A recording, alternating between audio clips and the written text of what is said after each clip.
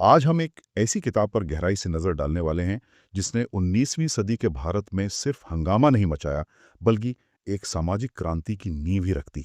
हम्म। किताब है महात्मा ज्योतिबा फुले की गुलामगिरी, जो 1873 में छपी थी। सवाल यह है कि कैसे एक किताब धर्म, मिथक और इतिहास को ही हथियार बना सकती है। और क्या वो हथियार आज भी उतने ही धारदार हैं, ये भी एक सवाल है। बिल्कुल। और इस किताब का तो पूरा शीर्षक ही अपने आप में एक घोषणा पत्र जैसा है। गुलामगिरी, सभ्य ब्रिटिश सरकार के तहत ब्राह्मणवाद के पर्दे में। मतलब शीर्षक ही बता रहा है कि निशाना किसी एक चीज पर नहीं, एक पूरे सिस्टम पर है। हाँ, लेकिन सबसे चौंकाने वाली बात तो किताब के पहले पन्ने पर ही है। आप उस समर्पण की बात कर रहे हैं ना? हाँ, मतलब किताब भारत की जाति व्यवस्था पर है, लेकिन फुले उसे सीधे एक अंतर्राष्ट्रीय मंच पर ले जाते हैं। एकदम। उन्होंने गुलामगिरी को उन अमेरिकी लोगों को समर्पित किया जिन्होंने दास प्रथा को खत्म करने के लिए संघर्ष किया था। अब सोचिए, 19वीं सदी में महाराष्ट्र में बैठा एक विचारक, हम्म। वो भारत की जाति गुलामी और अमेरिका की नस्लीय गुलामी के बीच एक सीधा अटूट संबंध देख रहा था। ये उनकी सोच का कैनवस दिखाता है। तो ये समझने के लिए कि इतनी गहरी सोच आई कहाँ से, उनके जीवन को देखना बहुत जरूरी है। फुले ने गुलामगिरी क्यों लिखी, इसका जवाब शायद उनके अनुभवों में छिपा है। सही बात है। उनका जन्म 1827 में महाराष्ट्र की माली यानी बागबान जाति में हुआ था। और उस समय का पुणे, जहां वो पले बढ़े, वहां तो जातिगत नियम बहुत ज्यादा कठोर थे। बहुत ज्यादा। पेशवाओं का ब्राह्मणवादी शासन अभी अभी खत्म हुआ था, लेकिन उसकी छाया समाज पर थी। शूद्रों को, अतिशूद्रों को सार्वजनिक जगहों पर अपमान सहना पड़ता था। और फिर उनके साथ वो एक घटना हुई जिसने सब कुछ बदल दिया। आप उनके ब्राह्मण दोस्त की शादी वाली घटना की बात कर रही हैं? हाँ, वही घटना। कहते हैं कि जब वे अपने दोस्त की बारात में शामिल हुए, तो दूल्हे के रिश्तेदारों ने उन्हें पहचान लिया और मतलब निचली जाति का होने के कारण उन्हें सरेआम बेइज्जत करके बारात से निकाल दिया। अच्छा। ये सिर्फ एक सामाजिक तिरस्कार नहीं था, ये उनके आत्मसम्मान पर सीधा हमला था। कहते हैं उस रात उन्होंने अपने पिता से पूछा कि अगर सब इंसान बराबर है, तो मेरे साथ ऐसा क्यों हुआ। उसी घटना ने उनके अंदर वो क्रांति की आग जलाई। तो ये निजी अपमान उनके सार्वजनिक मिशन की एक तरह से वजह बन गया। लेकिन फुले सिर्फ लिखने वाले विचारक नहीं थे, उन्होंने जमीन पर काम भी किया। और यही बात उन्हें अपने समय के दूसरे समाज सुधारकों से बिल्कुल अलग करती है। उनका काम सिर्फ सैद्धांतिक नहीं था।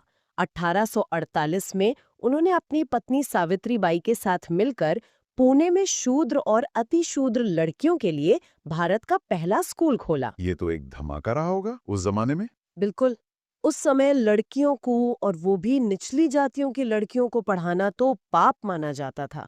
उन्होंने विधवाओं के लिए अनाथालय शुरू किया, अपने घर का कुआं दलितों के लिए खोल दिया।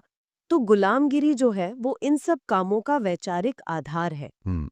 तो उनके निजी अनुभव और सामाजिक काम तो हमें उनकी प्रेरणा बताते हैं, लेकिन गुलामगिरी में जो तर्क है वो सिर्फ भावनात्मक नहीं है।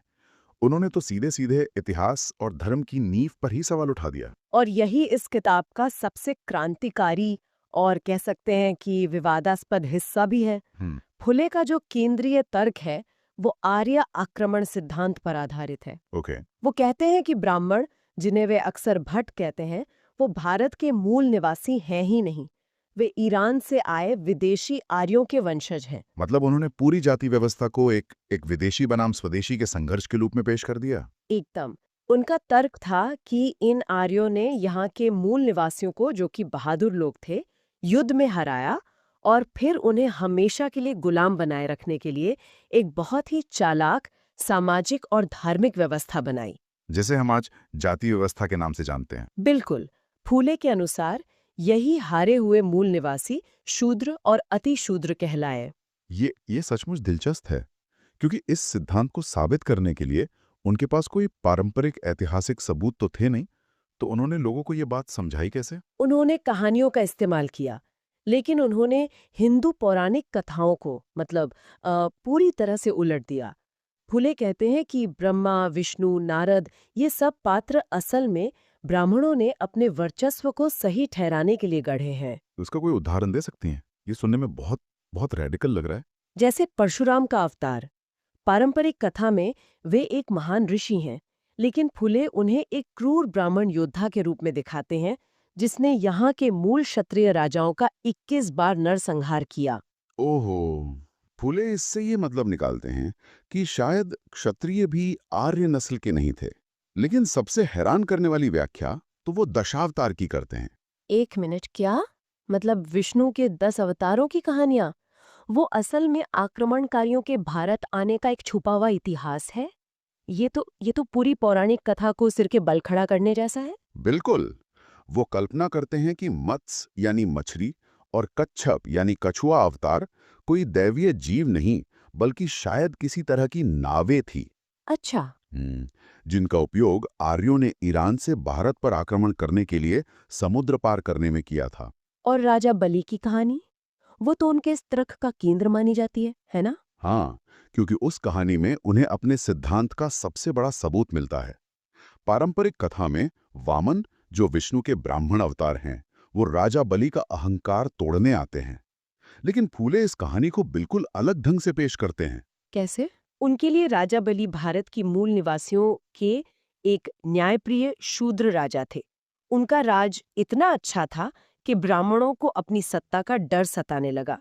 इसलिए उन्होंने वामन नाम के एक चालाक ब्राह्मण को भेजा, जिसने धोखे से बलि का सब कुछ छीन लिया। और महाराष्ट्र में वो नारा आज भी प्रचलित है, ईड़ा पीड़ा टड़ो आणि बड़ीचे राज्य हो। जिसका मतलब है संकट टल जाए और बलि का राज वापस आए। फुले के लिए ये नारा इस बात का सबूत था कि लोग आज भी उस न्यायप्रिय शूद्र राजा के सुनहरे दौर को याद करते हैं। तो आप देखिए, उन्होंने लोगों की ही धार्मिक कहानियों को एक वैकल्पिक इतिहास बना दिया। ये अपनी बात कहने का एक बहुत शक्तिशाली तरीका था। लेकिन एक आलोचक के तौर पर देखें तो क्या आधुनिक इतिहास इस आर्य आक्रमण सिद्धांत को मानता है? हाँ, ये बताना बहुत जरूरी है। देखिए, फुले का सिद्धांत उस समय के पश्चिमी समझ पर आधारित था। आज के ज्यादातर इतिहासकार इस सीधे सीधे आक्रमण वाले सिद्धांत पर सवाल उठाते हैं। अच्छा। उनका कहना है कि इस बात का कोई ठोस पुरातात्विक या आनुवंशिक सबूत नहीं है कि ब्राह्मण विदेशी थे या जाति व्यवस्था किसी एक बड़े युद्ध का नतीजा थी। तो फिर आधुनिक विद्वानों का क्या तर्क है? ये व्यवस्था कैसे बनी? कई विद्वान मानते हैं कि ये एक ज्यादा जटिल प्रक्रिया थी। मतलब व्यवसायों में अंतर, आर्थिक असमानता, ये सब चीजें एक ही समाज के भीतर भी जाति जैसे कठोर भेद को जन्म दे सकती हैं। लेकिन फुले के लिए ये ऐतिहासिक सटीकता से ज्यादा एक राजनीतिक हथियार था। समझ गया। तो उन्होंने एक वैकल्पिक इतिहास तो गढ़ा ही, पर उन्होंने मौजूदा ब्राह्मणवादी ग्रंथों पर भी सीधा हमला किया। बहुत तीखा हमला। उन्होंने उस धारणा को तो पूरी तरह से खारिज कर दिया कि 4 वर्णों का जन्म ब्रह्मा के शरीर के अलग-अलग अंगों से हुआ है। हाँ, उनका वो सवाल आज भी सोचने पर मजबूर करता है। वे पूछते हैं, अगर ब्राह्मण ब्रह्मा के मुंह से पैदा हुए और शूद्र पैरों से, तो फिर ईसाई और मुसलमान कहाँ से पैदा हुए? क्या उनके लिए ब्रह्मा के शरीर में कोई अंग नहीं बचा था? ये एक ऐसा सवाल था जो उस पूरी दैवी व्यवस्था की नींव हिला देता था। बिल्कुल। और वे यहीं नहीं रुकते।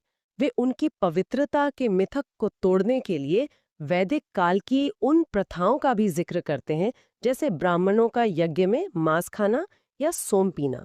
उनका मकसद था ये दिखाना कि ये पवित्रता का ढोंग है। और ये शोषण सिर्फ वैचारिक नहीं था। गुलामगिरी में वे रोजमर्रा की जिंदगी के शोषण की भी बात करते हैं। उन्होंने सरकारी विभागों में ब्राह्मण अधिकारियों के लिए एक बहुत तीखा शब्द इस्तेमाल किया था, कलम के कसाई। हाँ, कलम के कसाई। ये एक बहुत शक्तिशाली रूपक है।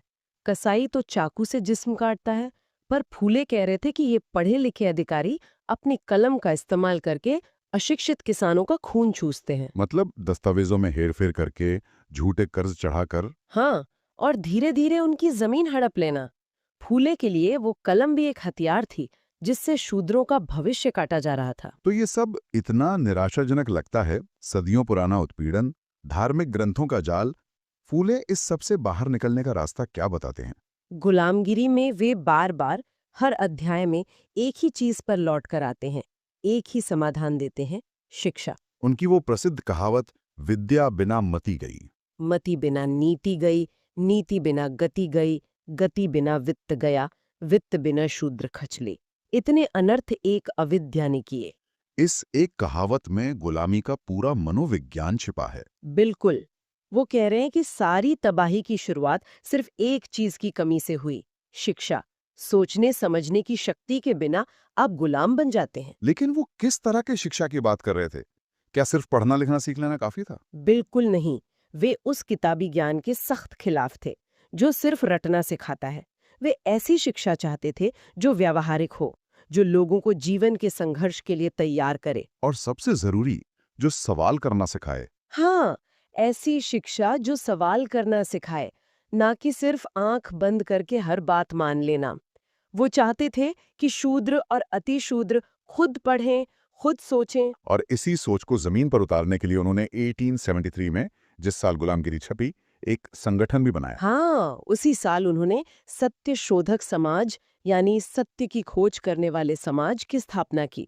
इसका मकसद ही था शूद्रों, अतिशूद्रों और महिलाओं को इस मानसिक गुलामी से मुक्त करना। इसका आधार था किसी पुजारी या मध्यस्थ के बिना सत्य की सीधी खोज। सही कहा। वे शादी ब्याह और दूसरे संस्कार बिना ब्राह्मण पुजारियों के करवाते थे। वो चाहते थे कि लोग भगवान और अपने बीच से इन बिचौलियों को हटा दें। तो गुलामगिरी ने वैचारिक जमीन तैयार की और सत्य शोधक समाज ने उस पर आंदोलन खड़ा कर दिया। तो जब हम इन सब बातों को एक साथ देखते हैं तो गुलामगिरी सिर्फ 19वीं सदी की एक किताब नहीं रह जाती। ये सामाजिक न्याय के लिए एक घोषणा पत्र है। बिल्कुल। यह संवाद के जरिए जटिल विचारों को आम लोगों के लिए सुलभ बनाती है। ये पौराणिक कथाओं का इस्तेमाल करके एक काउंटर नैरेटिव पेश करती है और सबसे बढ़कर यह शिक्षा को मुक्ति का सबसे शक्तिशाली हथियार मानती है। और इसका अमेरिकी दास प्रथा विरोधी आंदोलन को समर्पण वो बार बार याद दिलाता है कि उत्पीड़न कहीं भी हो, उसका रूप एक जैसा ही होता है, चाहे वो रंग के आधार पर हो या जाति के आधार पर। और अंत में सोचने के लिए एक विचार। फूले ने गुलामगिरी में शारीरिक गुलामी से ज्यादा मानसिक गुलामी पर प्रहार किया। वो गुलामी जो धर्म और परंपरा के नाम पर हमारे विचारों को जकड़ लेती है, जो हमें सवाल पूछने से रोकती है। हाँ, तो आज के दौर में जब सूचना और विचारधाराएं हर तरफ से हम पर हावी हैं, यह सोचना जरूरी हो जाता है कि आधुनिक गुलामगिरी के रूप क्या हो सकते हैं। कौन सी ऐसी अदृश्य जंजीरें हैं जो आज भी हमें सच को खोजने से रोकती हैं? और उनसे मुक्त होने के लिए आज के सत्य शोधक की भूमिका क्या होगी?